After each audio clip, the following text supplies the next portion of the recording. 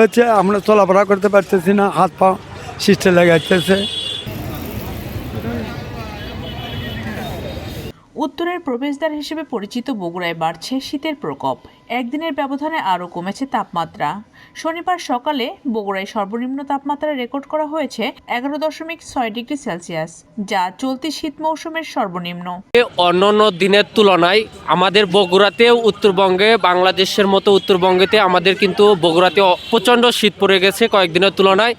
সেই তুলনায় বাইরে বের হওয়া অনেক কষ্টসাধ্য হয়ে গেছে আমাদের জন্য। আমরা আমাদের জীবিকার তাগিদে বা কর্মের তাগিদে আমরা বের হয়েছি।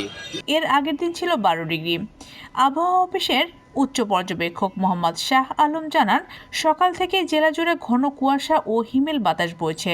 আগামী কয়েকদিন এই শীতের তীব্রতা অব্যাহত থাকতে পারে। পৌষের শুরু থেকেই কুয়াশা ও হিমেল বাতাসে বিপর্যস্ত জনজীবন। সবচেয়ে বেশি কষ্টে পড়েছে শিশু, বৃদ্ধ ও নিম্ন আয়ের শ্রমজীবী মানুষ। আমাদের খুব অসুবিধা হচ্ছে, আমরা চলাফেরা করতে পারতেছি না, হাত পা সিস্টে লেগে যাচ্ছে।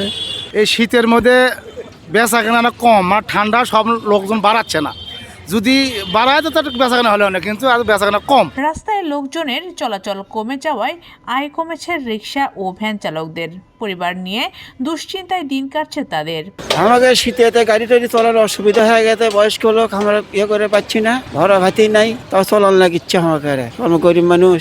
ব্যবসা খুবই খারাপ, আর হচ্ছে ঠান্ডা বেশি, হাত পা মানে শীতকে লেগে যাচ্ছে। এতে মানুষজনই নাই, লোকজন রাস্তার লোকই নাই। তো এই অবস্থা তো হয় না, দিন যাওয়ার কঠিন হয়ে গেছে। চালাই এখন পেটের দিয়ে যাচ্ছি, চালান লাগবে।